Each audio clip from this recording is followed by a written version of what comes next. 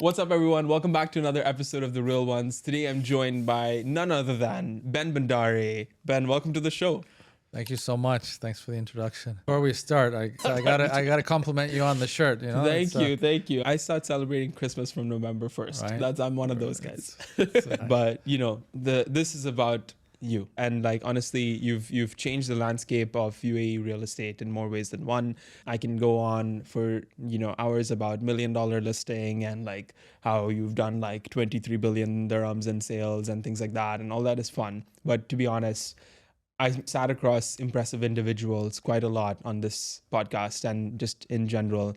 And I love to get to know the person on the other side and like what they actually care about, right? Like, and I'm sure you're tired of hearing the same stuff again and again and again. Million Dollar Listing. How do you get $1 million listing? How did you bring $1 million listing? Yeah. How did you feel being on the show? Blah, blah, blah. Right? Yeah. Right? No. But thanks for having me. Appreciate it. So, what I always like to ask is, what did 7-year-old you want to be? Well, look, I have a 7-year-old daughter. Wow.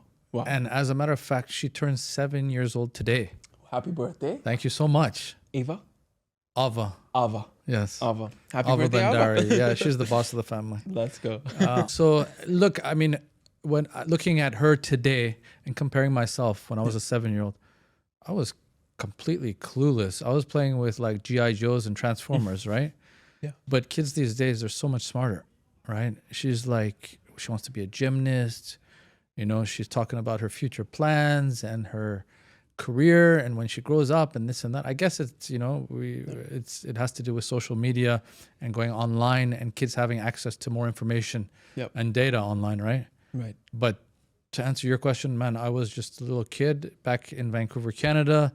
I had no clue what I was doing, where I was, just playing with toys, right? And I think I wanted to be like a pilot or something like that. Like outrageous dreams are amazing, I think. Yeah, I think I was like a policeman maybe. Let's go. And then I wanted to be a doctor when I was a little older because my grandfather was a doctor. Okay. And so I'm like, I want to save people and people's lives. But that was that was when I was like 14, 15 years old. And then quickly I came to know that you have to study to become a doctor. So I'm like, okay, that's not going to work out. Right. Fair enough. But 7 years old, that was back in 1983. Yeah. So probably before you were even born. That was definitely before. Right? Was my mom born?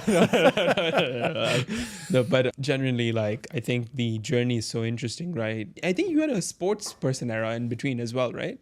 Sports, I was heavily into sports. Yeah. And you wanted to become, was it a football player? Like a rugby kind of? So at a very young age, my mother, she threw me into sports because she had this mindset that, look, if I put my kid and if he's active and he's athletic, he's going to stay away from all the bad people and obviously the bad things, right? So at a very young age, when I think I was like 3.5, 4 years old, she put me into skiing. Oh, wow. So I learned how to ski in Whistler Blackcomb, which is one of the best mountains globally, worldwide. Okay. And then I was an extreme skier growing up. And then obviously I played football at a very young age. And then in high school, I played American football. I played rugby, tennis. I was like number 4 in the province. Wow. So I was just pretty much playing every single sport.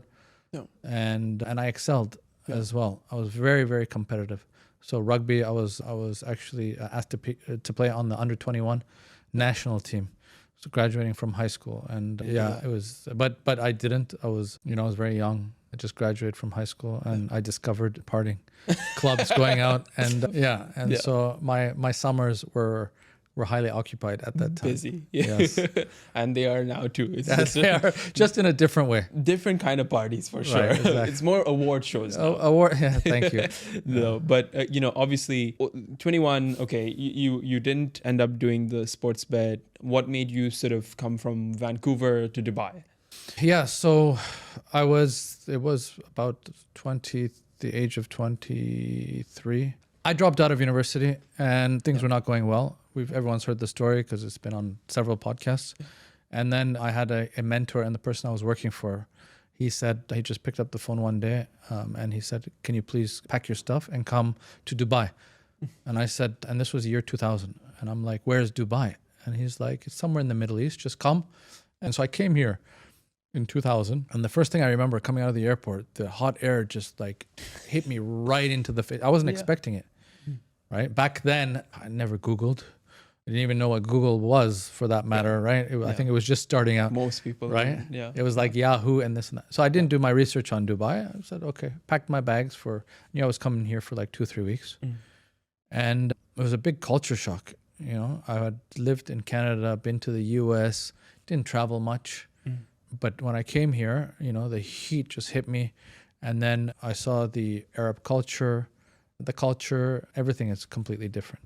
Yeah. And so I was not used to it, and I was a bit homesick. So the plan was for me to stay permanently, but then I requested to go back. Oh wow, you didn't like it in Dubai? At that time, no. It was very small. It was like more. It's not the Dubai that Dubai is today. It was more of a village. So the Emirates Towers had just gone up. Yep. So when we came out of the airport, from anywhere in Dubai, Sharjah, you could see the Emirates Towers because they were so tall and so high. And in Vancouver, Canada, you don't have these huge skyscrapers, right? Right. So that's the first thing that I noticed. And then I came and we drove down Sheikh Zayed, and I saw the flashy buildings. Obviously, not half of what is there today. The Burj Khalifa was the defense roundabout where the military used to train. So when you were on the roundabout and it was elevated, you could see the military actually training. Where the Burj Khalifa is today, yes. And so things were different. Half of Sheikh Zayed wasn't there. Yeah. I mean, I know the part about the, because all I remember is, and my family came here 30 years ago as well. So so you Trade should Center. you know this. Yeah. But I don't know the Burj Khalifa thing. That's a very interesting story. I heard of that one. But the Trade Center roundabout, basically, and then you just have nothing, and then the Hard Rock Cafe. The Hard Rock Cafe with the two big guitars. And it looked like an actual building. You thought people lived in it, but it wasn't. Yeah. It was fake. Exactly. And that was like one of the only cool things to do at the time. But obviously cool. Changed a lot. But yeah, so obviously you went back, and then you came back. And then begins this sort of journey into what it's become today, obviously, but I'll let you talk about the start and how it got. Yeah, so I come from a real estate family. Yes. So my parents always invested. They would buy, they would sell. So I grew up, hearing and learning the business as a second nature, but I was never really interested in it. Yeah. And then when I went back to Vancouver, I didn't see, nothing. The city was still the same friends, no future, didn't really feel like studying. And so, I said, okay, let's give Dubai a shot. And I saw the freehold had come into effect, and I saw that maybe there's an opportunity. And I talked to my boss as well, and he said it may be worthwhile coming back because I see Dubai being the next Hong Kong. Right? And then those words really struck a chord. And I said, why? What was Hong Kong? And he said, look, it was leased by the British and it was returned back, and now they're focusing on Dubai. And Hong Kong is like a trade hub. There's a lot of commerce, a lot of business.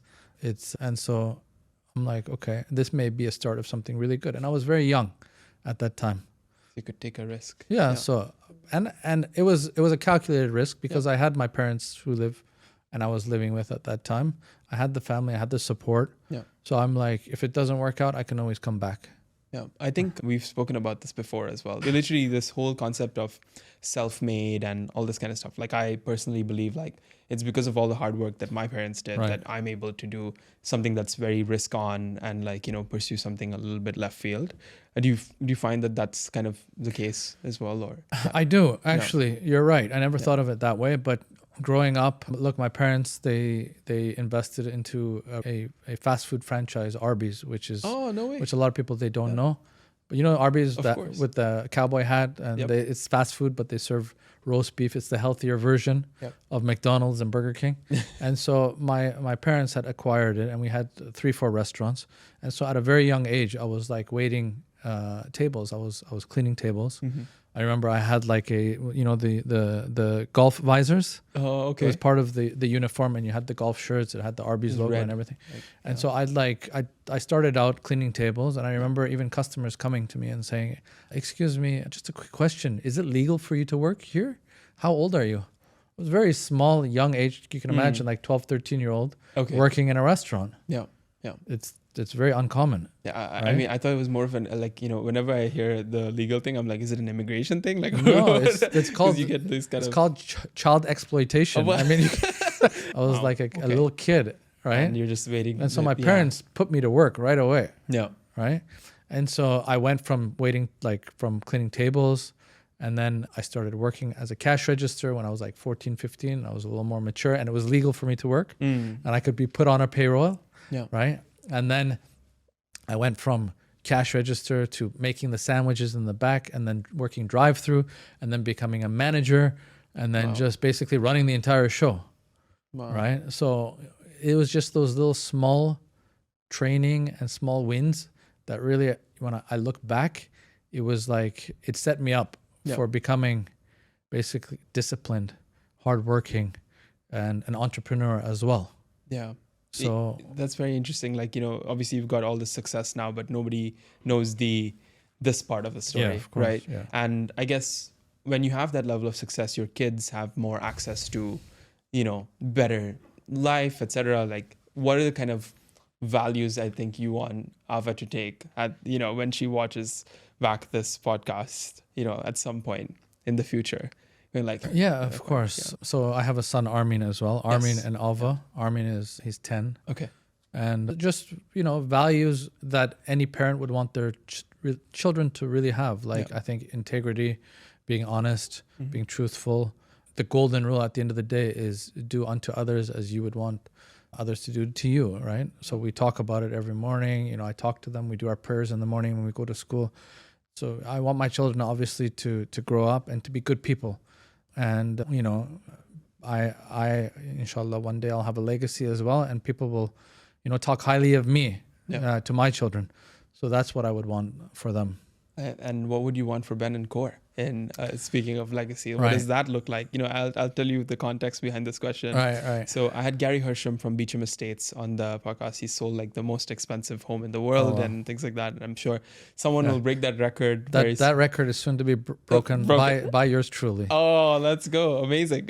So I asked him, Gary, I was like, what do you see the future of Beecham Estates being in the next 50 years? And he's about 70, something like that, right? And he was like, well, the Bible says that humans live for 120 years, which means I'm going to be around for 49 of those 50 years. So hopefully more of the same. That's what he said. What is your sort of, vision for Ben and Core moving forward? And what does the next, 50 years look like? Good question. So this is the first time that I'm actually talking about this, but we are rebranding the company name. Okay. From Ben and Core.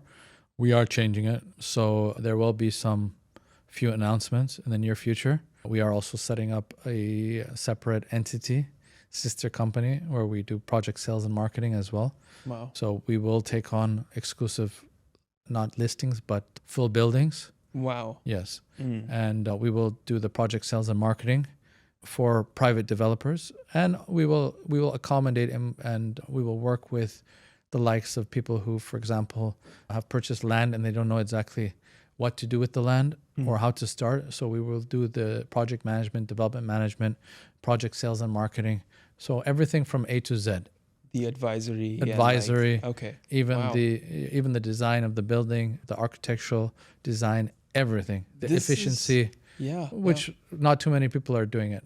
This is very interesting because I think you have the likes of CBRE and all these top international firms that do this, but you don't really have too many local players or other local going global players that do anything of that sort. Right. Is that something that you're looking to?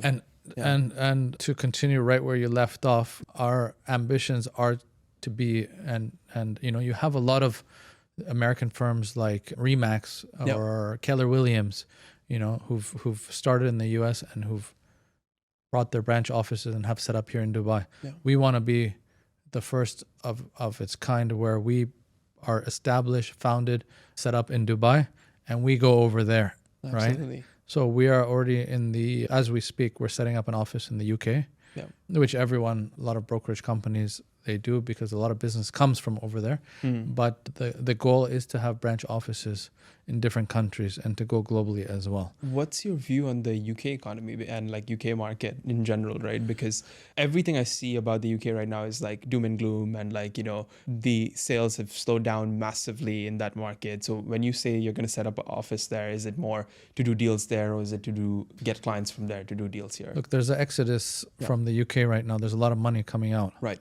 I think the second largest country of millionaires and billionaires coming to Dubai is UK after China. China has a difficulty getting their money out of the country, and we don't speak the language, and we obviously can't accommodate them bringing the money out. But from the UK, it's very simple to transfer your money and to basically buy a property over here. Right. So we're taking advantage of the situation. There's a lot of money coming. A lot of people are relocating, moving here because of the safety and the security, and obviously the tax benefits. So we're here to help them out to find the right property. And what's sort of your view on the broader Dubai real estate market in that sense, right? Like obviously we've seen so many people now talking about how the Dubai market is a bubble and that, you know, everything's going to fall apart or something like this, like, you know, it's not sustainable. And I understand like that this is not a forever that we see this degree of boom. We've had the highest real estate transactions ever. We've had like north of 640 billion dirhams worth of sales done year to date, I believe, or something like that. So what is your general view of sort of Dubai real estate, UAE real estate? Where is this going? Not just from a numbers standpoint, but just strategically aligning with like the government's vision and how you see this all evolving, basically. Yeah, absolutely. So Dubai is a bubble, and the bubble is getting bigger and bigger and bigger, but that bubble will never pop. Right? Yeah. And there's a reason for these numbers increasing and record sales as well. It's because the entire, and I'm going to say the same thing I've said when I first moved to Dubai 20 plus years back, that this is the place to be, right? You have everyone from all around the world, every single corner, looking to move here. Countries that never even have even looked at Dubai. I mean, when I first came here from Canada, I'd go back every year to visit family. Yeah. And people would ask me, where we haven't seen you, where have you been? You know? And I'd say, I went to Dubai. And they're like, where's Dubai? We don't have that problem anymore. We don't have that issue anymore. Right? Dubai is a brand. People think Dubai is the country. Right? And now we have to educate them and tell them, no, Dubai is part of the UAE, the United Arab Emirates, and obviously Abu Dhabi is the capital. So when it comes to brand and the country, I think unless you're living under a rock, everyone knows of Dubai, right? And with everything that's happening, you know, and every years or every few couple of years, you know, the government and the initiatives that they implement, for example, the golden visa, right? It's just attracting more and more people and more talent as well to this city and to this country as well. And nobody would have ever thought that, you know, they're going to develop a Wynn hotel and a casino in Ras Al Khaimah or in the UAE for that matter. You know, that's huge. It's massive. So it just goes to show that the leadership in this country are just so forward thinking. You know, they want to build this country. They want to build something special. They want to draw talent. And I mean, I've been saying it over and over for years. This is the best country. This is the best land. This is the best place on the planet to live. You know, the Wynn piece that you mentioned, there's Nobu residences and like a bunch of other projects that are popping up there now as well. It's not even, it's Dubai, UAE. It's the number one city and country in the world where you have the most fashion branded properties in the world. Before it was Miami. Miami's number 2 now. It's not even halfway close to what Dubai is, right? Do you mind if I break the fourth wall for a second in this case? Because we, you know, whenever we have real estate guests on, we always talk about like, you know, the top, right? Like, okay, Dubai is a third of the price per square foot of like New York and like whatever, and we can have all these stats. But let's talk about the middle economy, right? Like, how does that sort of sustain in the context of rising prices and things like that? Because again, like you and my family came out here like a long time ago, not with very much money, to be very honest, and very, very like minimal, like probably what most people in real estate spend on lunch these days, right? Like, so how does that, like the average middle class family kind of deal with that sort of thing? Or do you see like income levels rising proportionally, not in line with ultra super prime properties, but more the middle sort of, is there some room for them? Do they get to buy the same amount of properties as everyone else? How does all that work out? It's a good question. So the middle class in Dubai and in Yeah. the UAE, if you compare the cost of living over here compared to Vancouver, where I'm from, it's cheap. Go to Singapore, probably the most expensive city in the world. We went for holidays for 2 weeks, and I was just blown away.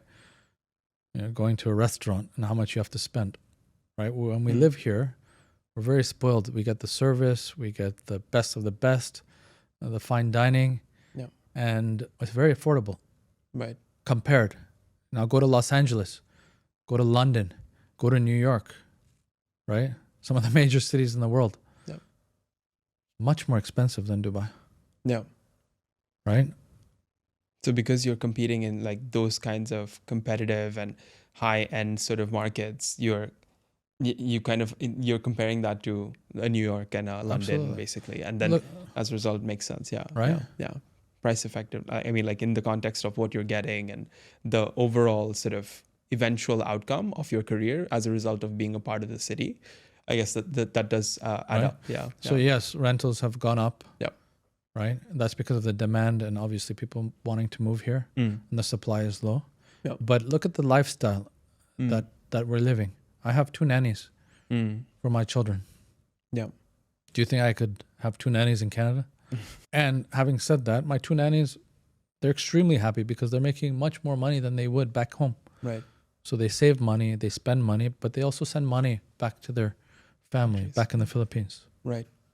So whether it's the blue collar, white collar, look, I believe everyone on every level is happy here in the UAE. Yeah. And living very comfortably.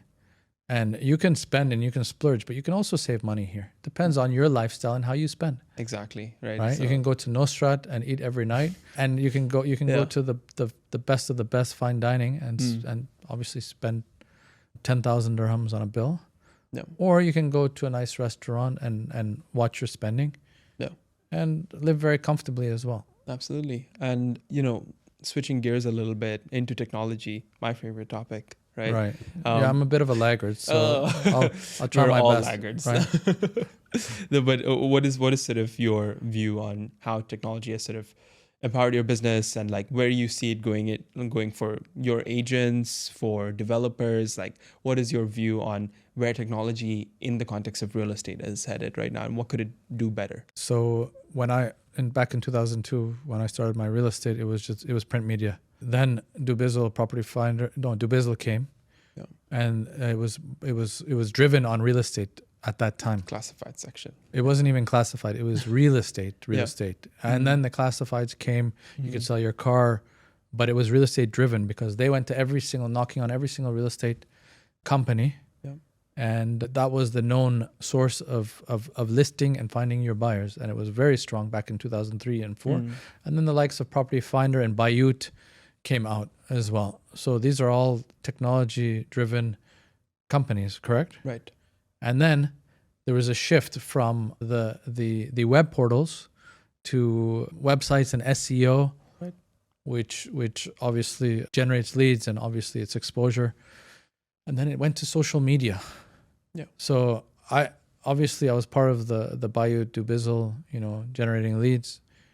But then I ignored the whole social media. I'm like, who wants to be on TikTok and Instagram? This is for children and it's silly. And I neglected it. And people told me, don't do it because there's so many people doing it. But then I saw the ones that started and initiated, they blew up, right? And some of these people are influencers today. So wherever they go and they walk and they go to events, people go up to them and they shake their hands, or I saw you on social media. So I was like, wow, this actually works. And then I was wondering, do these people actually get business from it as well? And I came to know that yes, of course, because you've got a huge audience, right? It's a mass market. So when you're creating content and it goes viral, people will see it and people will reach out. Oh, by the way, I've got a property for sale. Oh, by the way, I'm looking for a property. Or even agents will reach out and be like, can we collaborate? I've got a property for sale. Do you have a buyer? Actually works. Right. Right. And then now you tell me, what's the latest technology? I think AI is big after social media, right? Yeah, no, of course. It's huge. I mean, social media, I think, is still quite relevant in the context of staying top of mind. What I see happening in the context of AI and social media is content's going to become more personal. So an individual can basically say, can you like sort of give me Ben's insights and Ben's brains and apply it to all of the content that I sort of see in a way, so that Ben is giving me advice on life, on work, on health and fitness, and like all of the above, basically. Because if they subscribe to your worldview more, they're like, just train my algorithm to be like Ben. So then everything I consume will be like Ben. You know what I'm saying? So From social media. Yeah. So it's going to become hyper personal. Wow, that's scary. It is scary, but that's kind of where it's going, right? And like with the, the VR and the all that kind of fun little things, you're actually more immersed in that world. That's kind of where I see social media going. And then in terms of, technology, I think voice is going to be a big deal. You and I know how big voice noting is out here. Everyone voice notes for everything, right? Yeah. So we would love it if we can just, voice note and make some of the things that would previously take days to happen in seconds, right? So that our clients can basically have a ultra premium experience, because that's the kind of ticket price that they're paying, right? You're selling $100 million home, they better get their brochure in like an hour or like in seconds right? Instead of like a few days, right? Oh, my marketing guy's working on it. Because time kills deals. Yeah, exactly. And like if your chances are like, there's probably 4 or 5 people gunning for the same person, because there's only a handful of people in the world that can afford to buy a $100 million home, right? So in that context, I think it really will ease the life of people that close deals. The people that don't close deals are just going to struggle a little bit. Yeah, left behind. Absolutely. Yeah. So that's why you need to be ahead of the curve, which is what I learned very quickly. Yeah. When I neglected social media, and I'm like, okay, I'm old school. Yeah. Right. Yeah, I mean, but like I think you've done fine. You went from social media to let's make a whole TV show, and I think that gets you more than, how many eyeballs is it again? It's a lot. Yeah, it's something in the several millions of eyeballs, basically. But to be honest, because I neglected the social media. No.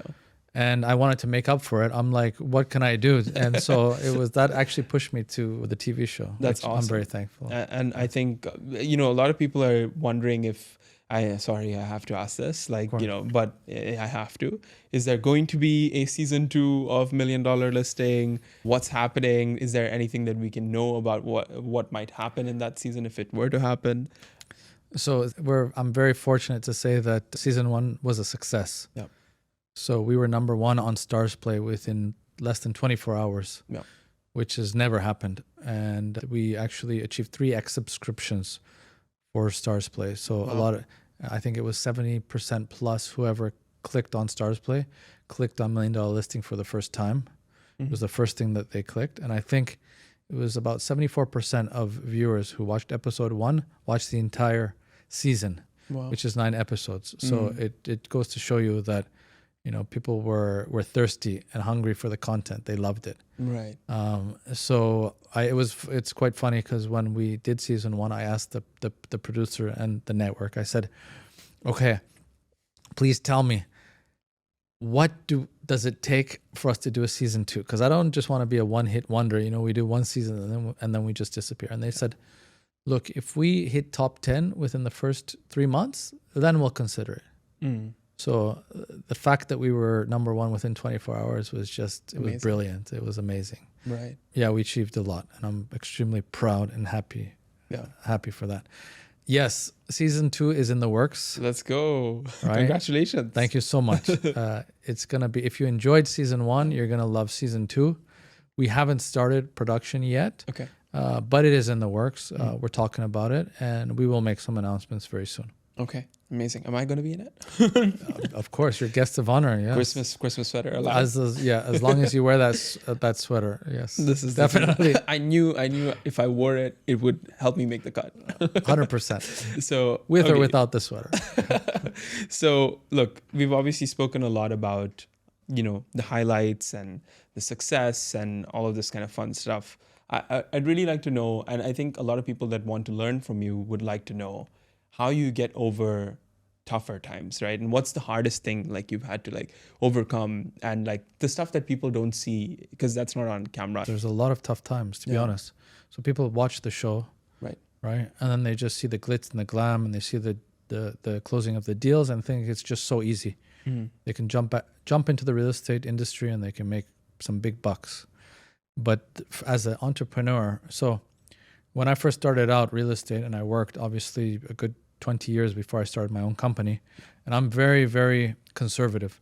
That's why I didn't start my company, because there was a certain level of fear which I had. You know, can I do it?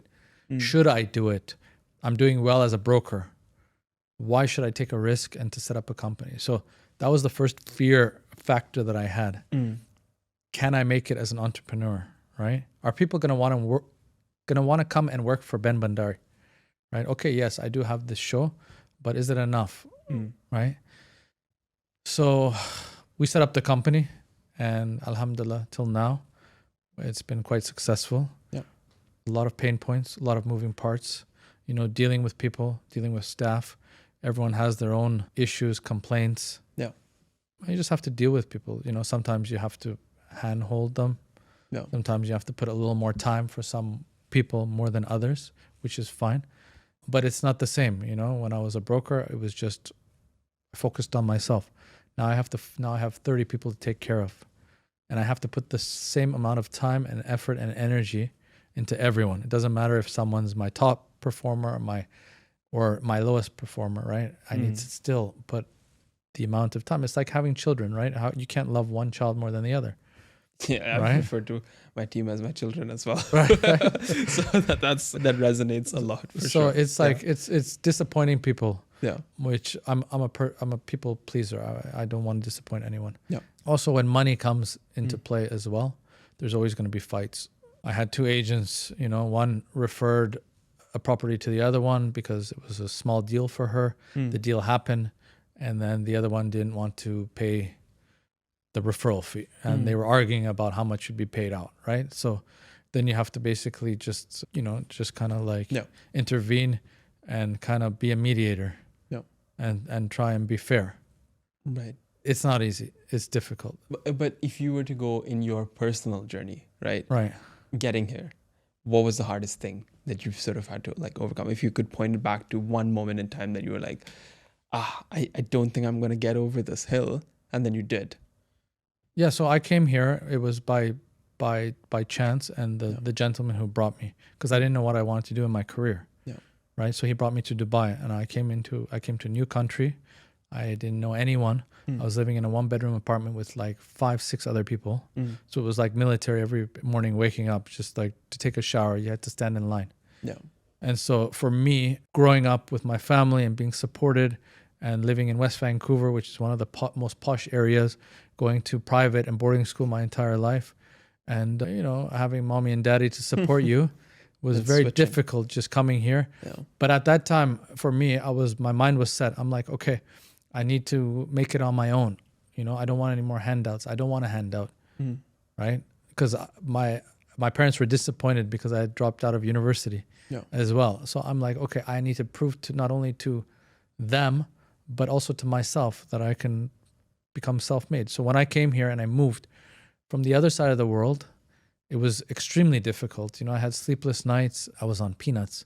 I think it was 1,400 dirham salary, right? And I didn't have a car. The company bus would come and pick me up with everyone else. Even though he was a family friend, there was no special treatment. So he pretty much made a man out of me.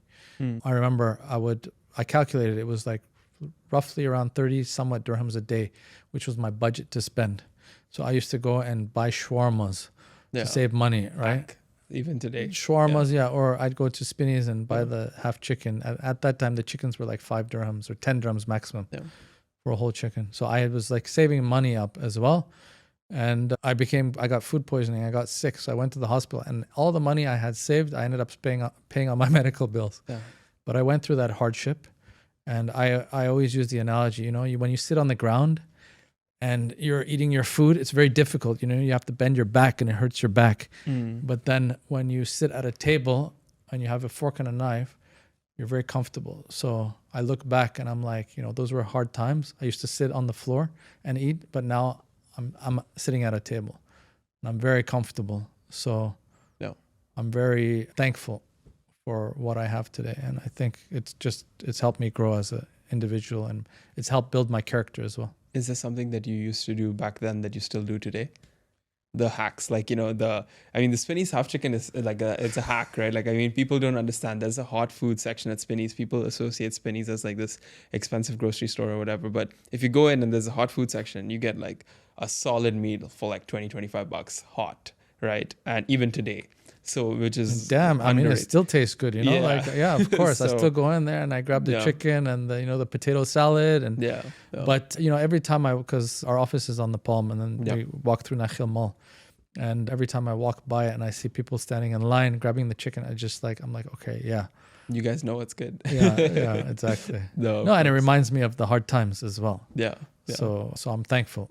No, I'm glad to hear that. But let's say I was 21 and watching this. What advice do you think you would have given to your 21-year-old self looking back? I would just say don't consume yourself so much with worrying and thinking. At the end of the day, everything's going to work out, right?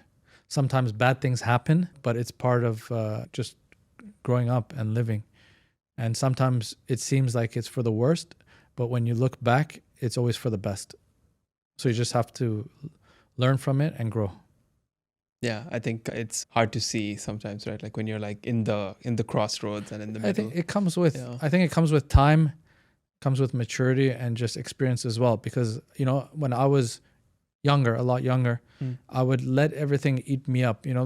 When people would say things, I would get sensitive and I'd let it affect me, and it would just ruin my entire day. Or a deal would fall through and I wouldn't sleep for a couple nights. But then I came to learn that, look, it's onwards and upwards, you know what I mean? And don't let little small things to irritate you, because on the grand scheme of things, if today's a dark day, then tomorrow's going to be a brighter day. You just have to make the best of it. Be positive, have a positive mindset, and just move forward. Absolutely. Everything is figure outable, Exactly. Everything will work out. Absolutely. Well, I think things are more than working out for you at the moment. Thank you. And I'm really glad to see the success. Thank you. I'm very blessed. Amazing. Ben, it's been a pleasure to have you on. Thank you so much for making the time. Pleasure is mine.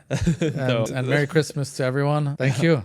Awesome. Thank you so much, everyone, for tuning in to yet another episode of The Real Ones. Come back next week for yet another one.